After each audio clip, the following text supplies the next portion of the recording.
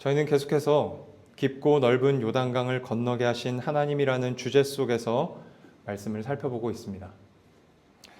죄로 타락한 인간 안에는 끝을 알 수 없는 깊고 넓은 구멍이 존재합니다. 이는 하나님과 인간 사이에 깊고 넓은 구멍이 존재한다는 것을 의미한다고 지난 주일에 말씀드렸습니다. 그 구멍은 인간이 죄를 지으면서 하나님을 버렸기 때문에 생긴 구멍입니다. 하나님이 떠나신 자리예요. 그래서 오직 하나님만이 그 구멍을 채울 수 있는 것입니다. 그런데 죄인은 도무지 하나님을 찾지 않습니다. 누군가는 하나님의 심판대 앞에서 이런 변명을 할지 몰라요. 저는 하나님에 대한 이야기를 들어보지 못했습니다. 그 누구도 나에게 복음을 전해준 적이 없습니다. 그렇게 변명할지 몰라요. 그러나 그러한 변명은 하나님 앞에서 전혀 통하지 않습니다. 왜냐하면 그가 육신적으로는 하나님을 보지 못하고 듣지 못하고 느끼지 못했을지라도 그의 영혼은 그렇지 않기 때문입니다. 그가 살아가는 동안 그의 영혼은 끊임없이 하나님을 거절했습니다. 바울이 로마서 1장에서 이렇게 말합니다. 하나님을 알 만한 것이 세상 만물 안에 있다. 이 자연 만물 안에 하나님을 알 만한 것들이 계시되어져 있다는 거예요. 그러면서 심지어 사람들 속에 그것들이 보인다라고 바울은 말합니다. 왜? 하나님이 보게 하셨기 때문에. 만물 안에 새겨진 하나님이 그들의 영혼에 보인다라고 이야기를 하는 거예요. 그래서 결코 핑계댈 수 없다. 그렇게 바울은 말합니다. 죄로 타락한 인간의 영혼은 지금도 하나님을 거부하며 거절하고 있습니다. 내가 아무리 죽을 것 같아도 하나님을 향해서는 손 뻗지 않겠다. 하나님께는 살려달라고 하지 않겠다라고 하는 그 죄로 타락한 의지를 가지고 지금도 하나님을 적극적으로 밀어내고 있어요. 그렇기 때문에 죄인에게는 소망이 없습니다. 그 깊고 넓은 구멍에서 죽어야 할 운명인 것이죠. 하나님께 심판받아 영원한 지옥에 떨어져야 할 운명인 것입니다.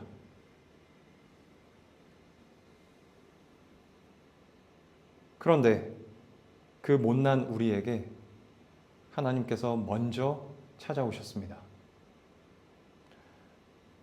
깊고 넓은 텅 빈 세상에 빛으로 길을 내셔서 어둠을 몰아내시고 보시기에 좋은 것들을 창조하셨던 하나님이 인간의 힘으로 건널 수 없는 그 깊고 넓은 요단강을 건너게 하신 하나님이 이제는 십자가로 길을 내셔서 하나님을 거부하고 거절하던 죄인된 우리를 찾아오셨어요. 우리가 무엇을 해서 주님이 오신 것이 아닙니다. 주님이 먼저 찾아오셔야 할 만큼 우리가 괜찮은 자들이라서 오신 것이 아니에요. 우리를 사랑하셔서 오신 것입니다. 사랑하는 여러분, 기독교는 노를 젓지 않아도 목적지에 도착하게 하는 것입니다. 이를 아니할지라도 경건하지 아니한 자를 의롭다 하시는 것이 기독교입니다. 그래서 기독교를 은혜의 종교라고 한다고 지난 주일에 함께 나누었습니다.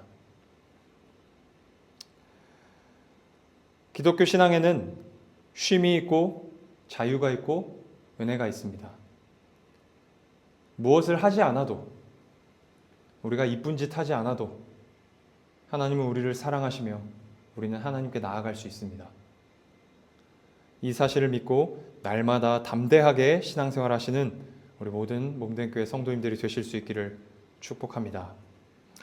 이제 오늘 말씀 한번 나눠보도록 하겠습니다. 오늘 본문 15절에서 16절을 제가 다시 한번 읽겠습니다. 15절에서 16절입니다. 요단이 곡식 거두는 시기에는 항상 언덕에 넘치더라.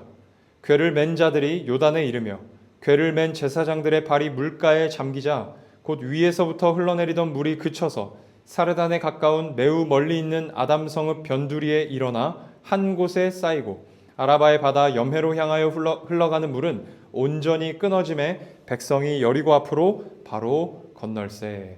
아멘. 하나님께서 명령하신 대로 제사장들이 먼저 요단 강가에 발을 들여놓았습니다. 그러자 위에서부터 흘러내리던 물이 그쳤다라고 성경이 기록하고 있어요. 여러분 16절에 보시면 사르단에 가까운 매우 멀리 있는 아담성읍 변두리에 물이 쌓였다라고 기록되어 있습니다. 이 구절을 세번역 성경에서는 구체적으로 뚝이 생겼다 이렇게 번역을 합니다. 뚝이 생겼다. 이 뚝은 물이 넘치는 것을 막거나 농사에 쓸 물을 가둬두기 위해 쌓는 벽을 말하죠. 물이 넘치지 않게 막는 것입니다. 그 뚝이 갑자기 생긴 거예요. 그 뚝이 어떻게 생겼는지는 모르겠지만 갑자기 그 뚝이 생겨서 요단 강물의 흐름을 막았다는 거예요. 더 이상 흘러내려오지 못하도록. 여러분 이 아담 성읍은요. 여리고로부터 지금 이스라엘 백성들이 있는 이 위치에서부터 20마일 떨어진 지역이에요. 20마일을 킬로미터로 환산하면 32km예요. 딱 이 교회에서부터 합정역까지가 33km예요. 다시 말해서 이스라엘 백성들은 왜 그리고 어떻게 물이 끊어진 것인지 알 수 없었다는 거죠. 여러분 여기서 합정역에서 무슨 일이 벌어지는지 볼 수 있나요? 볼 수 없어요. 이스라엘 백성들도 마찬가지였다는 거예요. 그들은 그저 언덕에 차고 넘치게 흐르던 강물이 끊어졌다는 결과만 경험했을 뿐이에요. 하나님이 어떻게 역사하셨는지, 하나님이 어떻게 일하셨는지 과정은 몰랐다는 거죠.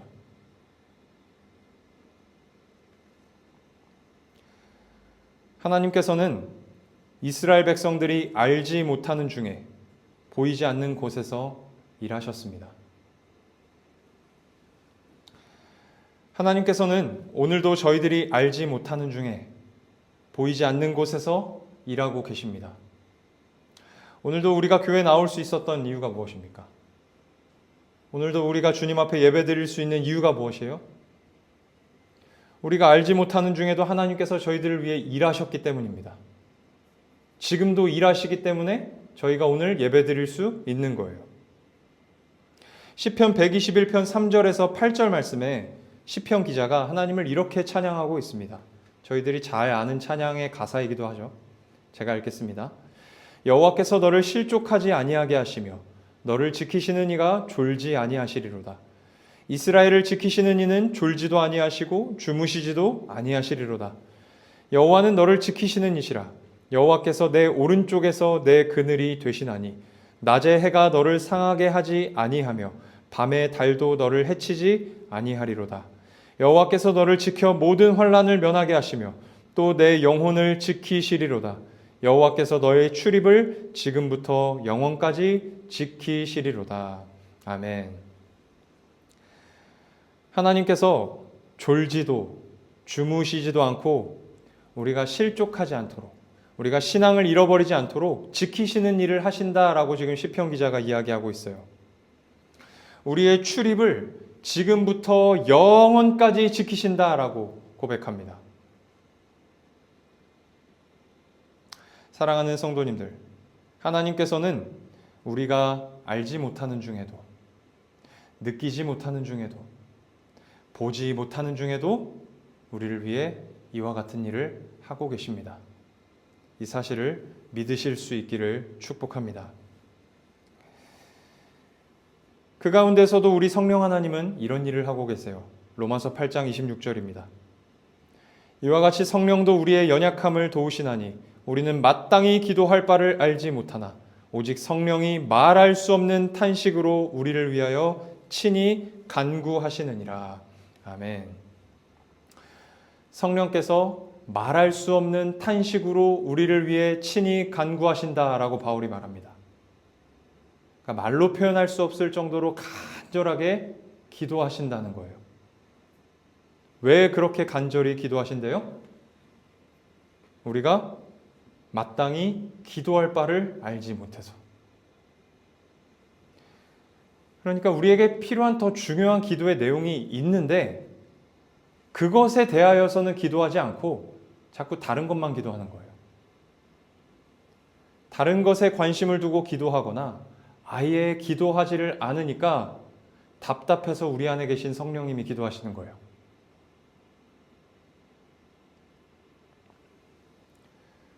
성령님께서 우리가 무엇을 놓고 기도해야 될지 다 아십니다. 우리 영혼에 필요한 것이 무엇인지 다 아세요. 왜냐하면 우리 안에 계시기 때문입니다. 성령님의 일하심이 보이지 않고 잘 느껴지지 않지만 우리 안에 분명히 살아계십니다. 그리고 우리를 위해 기도하고 계십니다. 그렇기 때문에 오늘도 우리가 신자로 살아갈 수 있는 것이고, 그렇기 때문에 오늘도 우리가 예배드리는 자리 가운데 나올 수 있었던 것입니다. 우리를 도우시는 성령님께서 우리 안에 계시다는 사실을 반드시 믿으시기를 축복합니다. 그런가 하면 이스라엘 백성들이 볼 수 없는 저 위에서부터 일하신 하나님의 모습 속에서 우리가 발견할 수 있는 중요한 교훈 한 가지가 또 있습니다.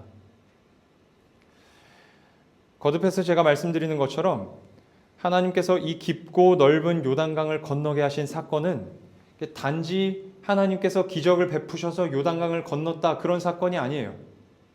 와, 하나님 대단하시다 그러고 말 사건이 아니에요. 이 깊고 넓은 요단강을 건너게 하신 사건은 하나님께서 인간을 어떻게 구원하시는지를 가르쳐 주신 사건이에요.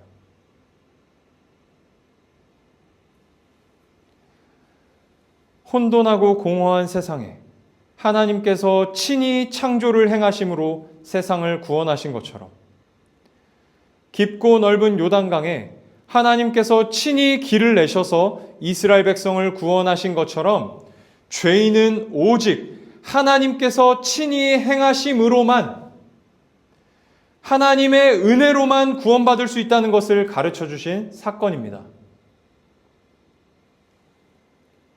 그리고 오늘 본문은 그 은혜가 위로부터 임한다는 것을 이야기하고 있어요. 하나님의 은혜로만 구원받을 수 있는데 그 은혜가 위로부터 온다라는 이야기를 하고 있습니다. 자, 이 위로부터 임하는 은혜는 구체적으로 무엇을 말하는 것일까요? 이것에 대한 내용도 창세기 1장 2절을 통해서 확인할 수 있습니다. 땅이 혼돈하고 공허하여 흑암이 깊음 위에 있고 하나님의 영은 수면 위에 운행하시니라. 아멘. 여기서 말하는 하나님의 영은 성령님을 가리킵니다. 오늘 저희가 함께 찬양 불렀던 가사에도 있었죠. 성령님을 가리킵니다. 이 하나님의 영이라고 하는 표현은 히브리어 루아흐를 번역한 것인데요. 숨을 말합니다. 이 숨을 못 쉬면 생명이 끊어지는 것처럼 성령님이 생명과 같은 분이시라는 거예요. 그 성령님께서 어디 위에 운행하셨다고 합니까? 수면 위에, 세상 위에 운행하셨다고 모세가 기록하고 있어요. 이 운행하셨다라는 표현은 히브리어 라카프를 번역한 것인데요. 알을 품다 이런 의미예요. 알을 품다. 여러분, 새가 알을 품는 이유가 뭐죠? 생명이 나게 하려고 알을 품는 거죠. 그러니까 지금 성령님께서 무엇을 하고 계신 것이냐면 혼돈하고 공허하여 어둠만이 가득한 이 생명이 없는 세상에 생명이 나게 하시려고 세상을 품고 있는 거예요. 생명이 나게 하시려고 생명을 불어넣고 계시는 거예요. 숨을 불어넣으시는 거예요.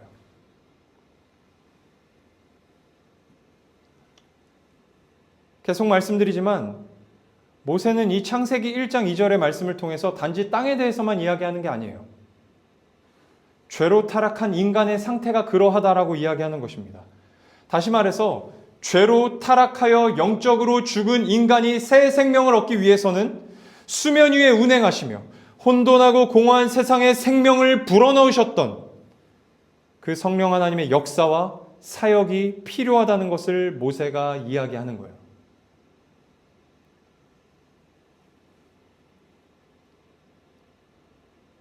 인간이 구원을 받기 위해 필요한 위로부터 임하는 은혜는 이 성령 하나님의 역사, 임재를 말하는 것입니다. 신약 성경에도 이러한 내용을 잘 보여주는 장면이 기록되어 있습니다. 마태복음 3장 16절에서 17절 말씀 같이 한번 보겠습니다. 마태복음 3장 16절에서 17절입니다. 제가 읽겠습니다. 예수께서 세례를 받으시고 곧 물에서 올라오실새 하늘이 열리고 하나님의 성령이 비둘기같이 내려 자기 위에 임하심을 보시더니 하늘로부터 소리가 있어 말씀하시되 이는 내 사랑하는 아들이요 내 기뻐하는 자라 하시니라. 아멘. 지금 예수님께서 세례 요한으로부터 세례 받으시는 장면이에요. 제가 몇 주 전에 설교 때 이런 말씀 드렸어요. 여호수아는 신약의 예수님을 가리키는 인물이다. 여호수아는 신약의 예수님을 가리키는 인물이다. 그렇게 말씀드렸어요. 그리고 지금 예수님께서 세례 받으시는 곳이 어디냐면 요단강이에요. 요단강에서 여호수아가 가리키고 있는 예수님께서 세례를 받으시는 거예요. 그러니까 오늘 본문과 굉장히 밀접하게 관련이 있다라고 할 수 있겠죠. 예수님께서 세례를 받으실 때 하늘이 열리고 하나님의 성령이 예수님 위에 임하셨다라고 마태가 기록하고 있습니다. 그렇게 성령님이 예수님 위에 임하실 때 내 사랑하는 아들이요 내 기뻐하는 자라라는 하나님의 음성이 하늘로부터 들렸대요. 여러분 어떤 이단들은 예수님이 원래 우리와 같이 인간으로 태어난 자인데 요한에게 세례를 받는 이 장면에서 하나님도 되었다고 주장해요. 우리랑 똑같이 인간으로 태어났는데 후천적으로 하나님의 본성을 가지게 되었다고 주장을 했어요.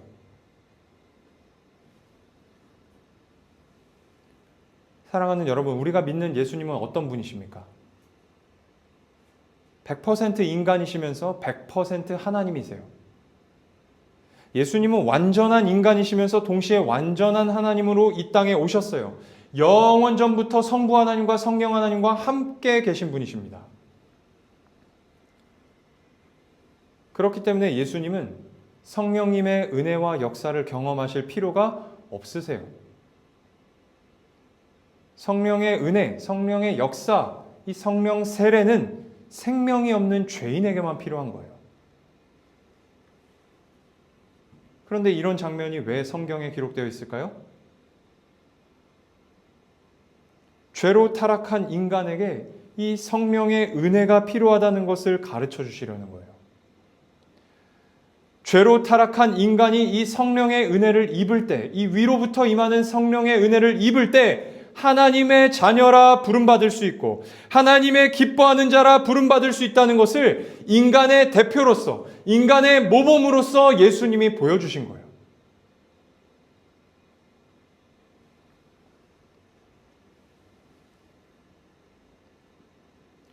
오늘 본문에 이스라엘 백성들을 구원하시기 위해 위에서부터 일하신 하나님에 대한 이야기는 죄인이 구원받기 위해 이 위로부터 임하는 은혜가 필요하다는 교훈을 주는 것입니다.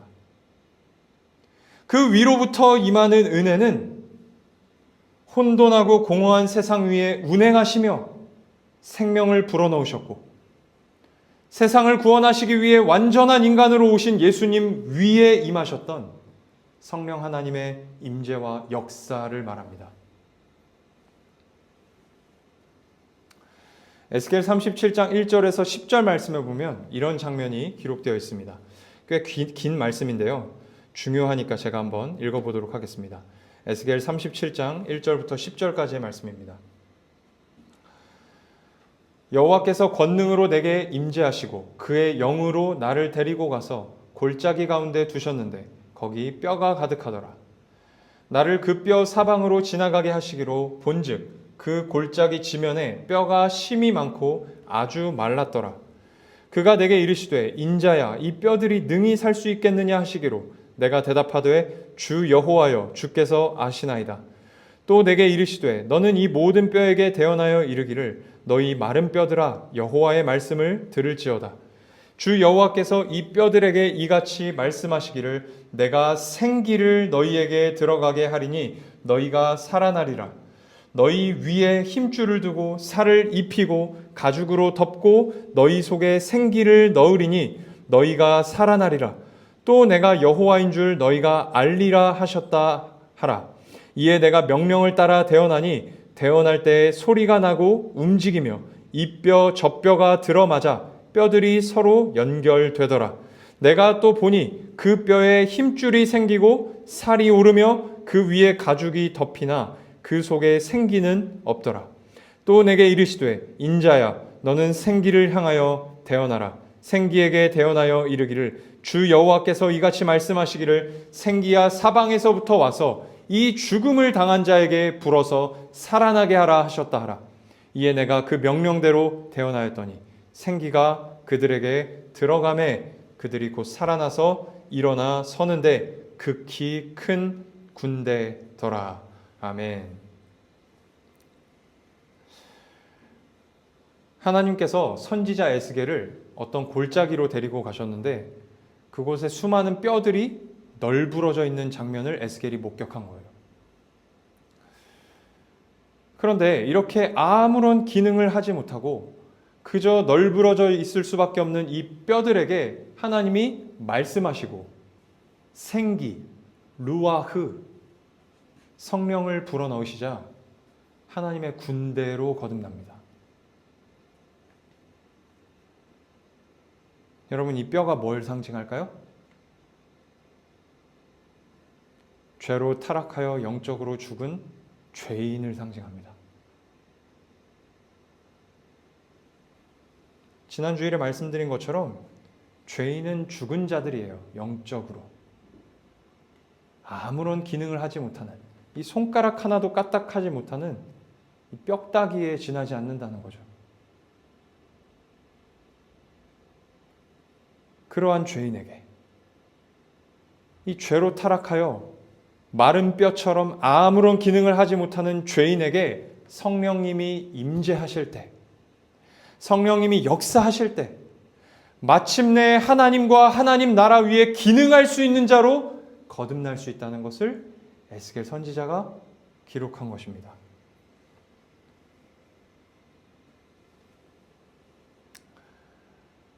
사랑하는 성도님들,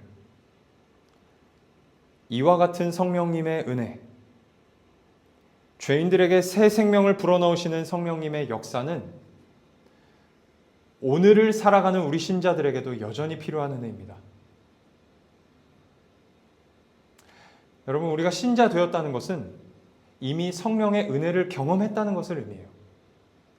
우리는 이미 성령 세례를 받은 자들입니다. 예수님께서 받으신 그 성령 세례를 받은 자들이에요. 어떤 교단에서는 이 구원과 성령 세례를 구분합니다. 다른 것이다. 구원을 받았다 하더라도 성령을 받는 것은 다른 차원의 문제다. 그렇게 이야기를 합니다. 그러나 제가 공부한 이 장로교 신학에서는 그렇게 말하지 않아요. 앞에서 예수님의 모습을 통해 말씀드린 것처럼 성령의 은혜, 성령의 역사, 성령의 세례를 받은 자가 구원받은 하나님의 자녀가 되는 거예요. 그렇다면 이미 신자된 우리에게 왜 성령의 은혜가 여전히 필요할까요?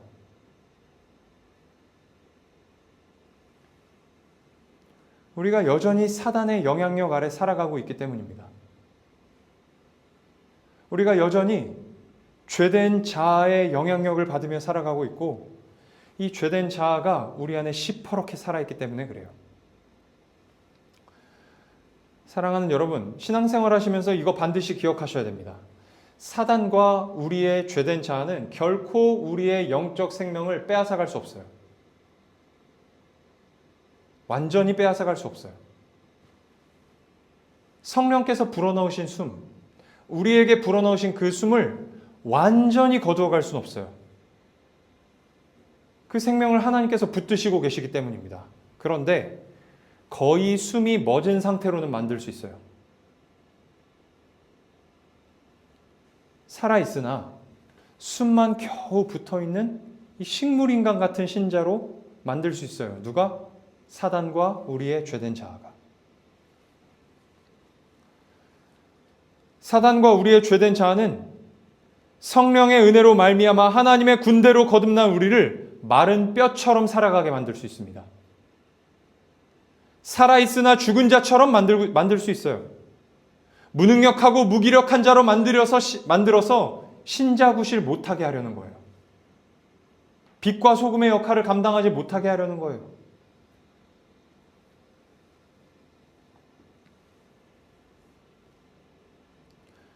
여러분, 우리가 이러한 상태에 빠지려면 두 가지 선행되어야 하는 조건이 있습니다. 첫 번째, 하나님께서 허락하셔야 돼요. 하나님의 허락 없이는 사단이든 죄된 자든 우리를 숨이 멎은 상태로 만들 수 없어요. 하나님이 허락하셔야 합니다. 그런데 숨이 거의 멎은 신자가 있다는 건 하나님께서 그런 일을 허락하신다는 거잖아요. 왜 하나님께서 그런 일을 허락하실까요? 왜 하나님의 자녀가 사단과 죄된 자아에 의해 공격당하도록 내버려 두실까요? 바울이 로마서에서 표현하듯이 왜 죄된 자아가 우리를 사로잡도록 허락하시고 왜 사단이 우리를 유혹하도록 내버려 두실까요?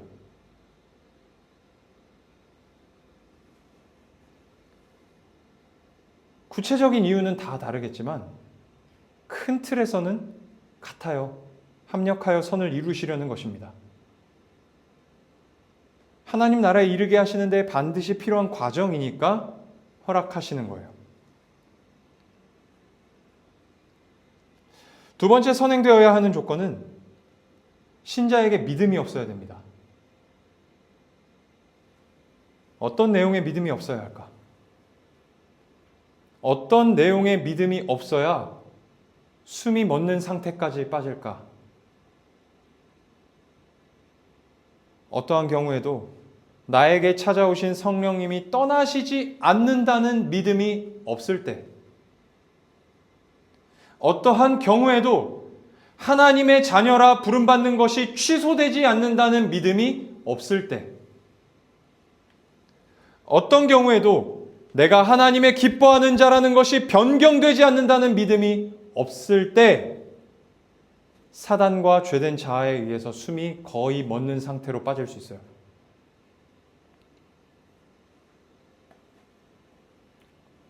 이 두 가지 조건이 선행될 때 신자는 거의 숨이 멎은 것 같은 상태로 빠질 수 있습니다.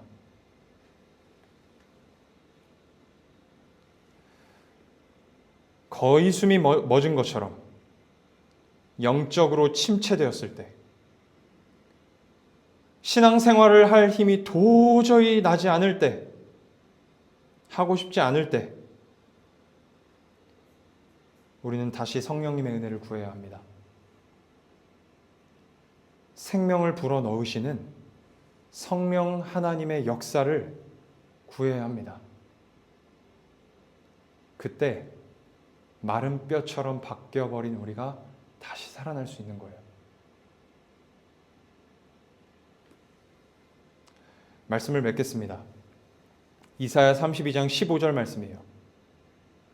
이사야 32장 15절 말씀입니다. 마침내 위에서부터 영을 우리에게 부어주시리니 광야가 아름다운 밭이 되며 아름다운 밭을 숲으로 여기게 되리라. 아멘.